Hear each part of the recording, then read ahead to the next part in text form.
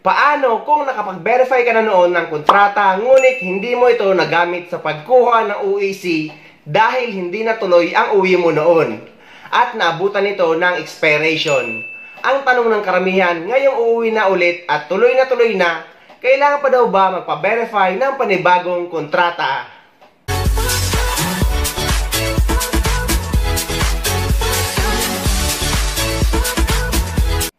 Hello guys! Welcome to my YouTube channel. My name is Alvin, isang OFW and YouTuber dito sa Dubai. Sa video na ito ay sasagutin natin ang tanong ng maraming OFW. Kinumpirma ko din ito sa Polo sa pamamagitan ng pag-email sa kanila. Dahil ang tanong ng karamihan kung dati na daw sila nakapag-verify ng kontrata ngunit hindi nila ito nagamit sa pagkuha ng UEC sa POA dahil hindi daw natuloy yung uwi nila noon at ngayon nakapag-renew na sila ng panibagong kontrata. Kailangan pa daw ba ito ulit ipa-verify kapag uuwi sila? Ang sagot guys ay yes. Kailangan nyo na ng panibagong Polo Verified Contract kung hindi nyo nagamit yung una nyo pina-verify sa pagkuha ng UEC sa POA. Dahil ang kailangan sa POA kapag kukuha ka ng UEC is ang valid Polo Verified Contract. Meaning guys, ay dapat hindi ito expired. Anong naman ng karamihan, paano ba malalaman or saan ba makikita ang expiration ng Polo Verified Contract?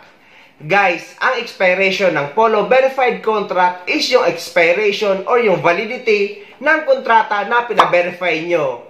Kaya kung nakapag-verify na kayo noon ng kontrata at hindi nyo ito nagamit sa pagkuha ng UEC, at nakapag-renew na kayo ng panibago nyong kontrata, ay kailangan nyo na ito ipa-verify ulit para hindi ka rin magka-problema sa POA at para makakuha ka ng UEC. Galing yan mismo sa taga-Polo dahil tinanong ko sila.